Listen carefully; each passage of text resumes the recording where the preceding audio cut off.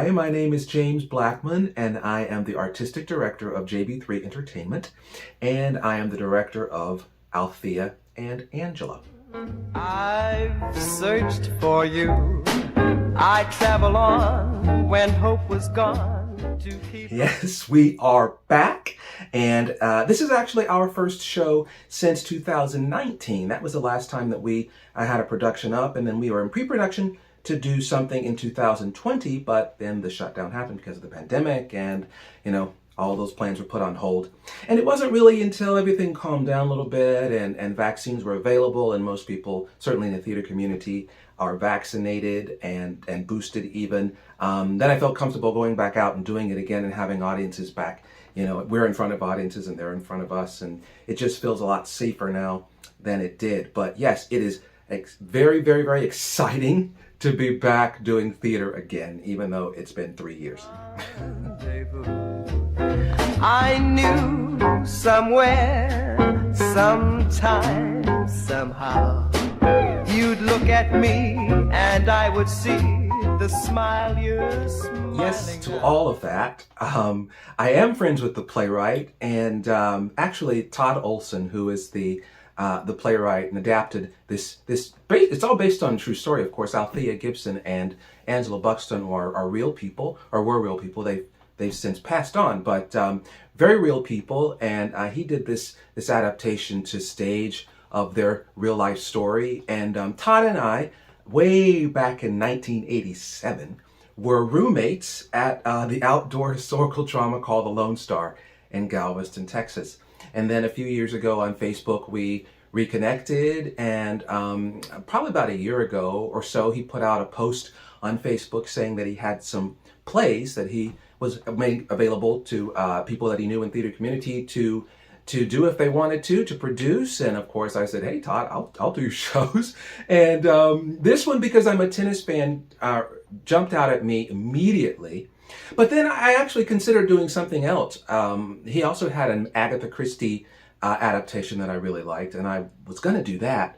And then I realized, to be the first show back that we hadn't done, in 3 years, perhaps I was a little ambitious, because that show had a big cast, and it's just way a lot of show that I didn't want to do on the first time, jumping back into it. So this show only has 3 characters. It's much more manageable piece to be able to put a lot of energy in to make really, really great. Or in New York, in gay party, or even London town. No more. So Althea and Angela is the story of best friends Althea Gibson, who was a black woman from Harlem, and Angela Buxton, who was a Jewish woman from England, and how they forged a professional relationship that won them a Wimbledon championship in 1957. It's a story about friendship, and it's a story about best friends. And it's also a story about persevering in the face of racism and anti-Semitism.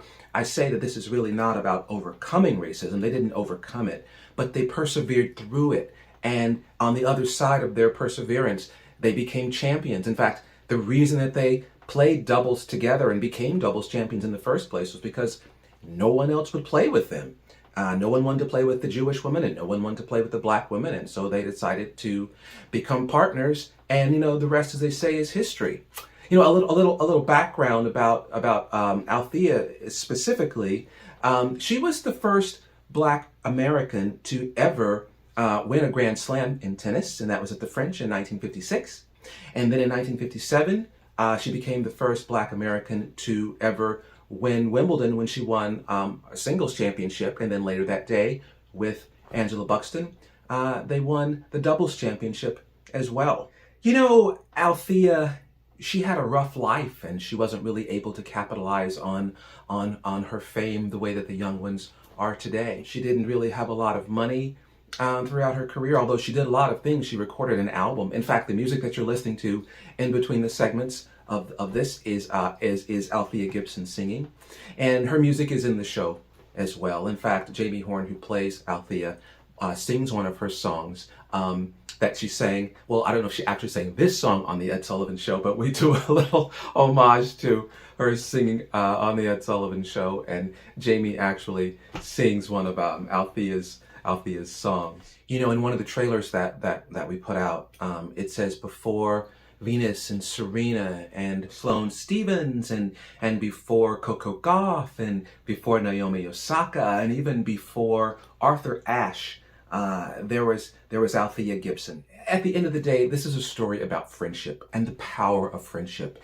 and how, you know, the show opens with a phone call that one makes to the other, a desperate phone call. In fact, Althea is kind of down in her luck and not doing well, and she's been sick and she's been having some health issues.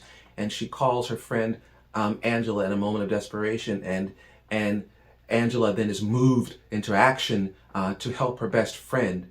And then it backs up and we see the friendship develop, and we watch the partnership in action, and we see what then pays off at the end when we find out what Angela did for Althea, which really changed both of their lives. It's a very powerful show, and it's an emotional show. I like pieces that are emotional, whether it brings you to laughter or to tears. I want you to have an emotional experience in the theater, and so this show certainly does that. And it only runs about 90 minutes, a little bit over 90 minutes. So it's a nice evening of theater, and I hope people can come out to see it. I think you'll really enjoy it. Will I go on around the world?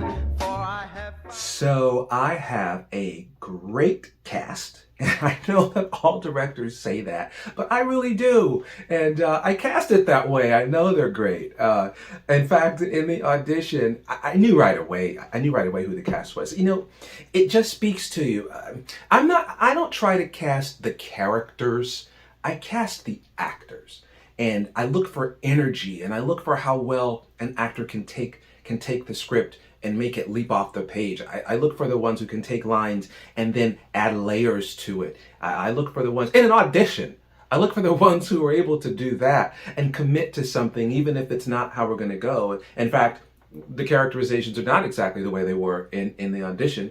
We develop those in the rehearsal. That's what rehearsal is for, and we rehearse that, and we find the things that work for the character. I have no idea who the character is until my actor is in the role, but I do know who my good actors are. And I do know who has great chemistry together. And as soon as I saw Jamie Horn, who plays Althea, and Mallory Fisher, who plays Angela, audition together, I knew right away. I had all of my Altheas and all of my Angelas audition together, so that I could see all the pairings.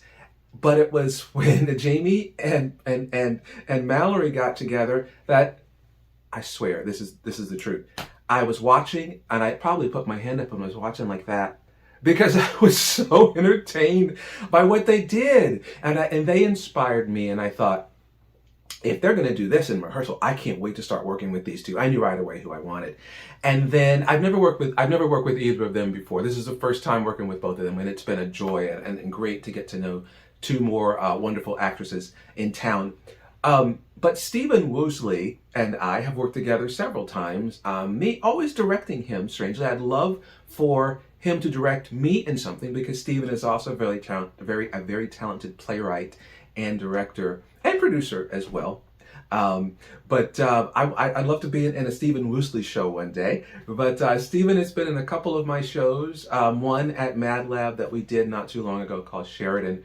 And then he also did a show with JB3 Entertainment, where he was actually nominated for Theater Roundtable Award for his work in Love Letters. And it's been a joy working with Stephen again. I tend to do that, work with people that I've worked with many times before, mixed in with people that I don't know, that I have never worked with before. Kind of the beauty of community theater. I love it. I love the new and mixing it with the old, and we get something that's just, I don't know, it's good. It's great.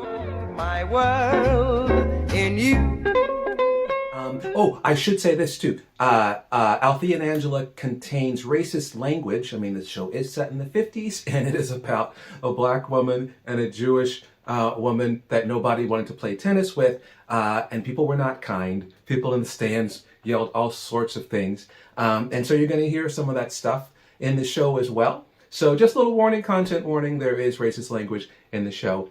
But it's a great show, and it's very entertaining, and it's a compelling piece of theater, and I think audiences will really, really, really enjoy it. Anyway, I hope to see you at the show, everybody. Thanks. For I have found my world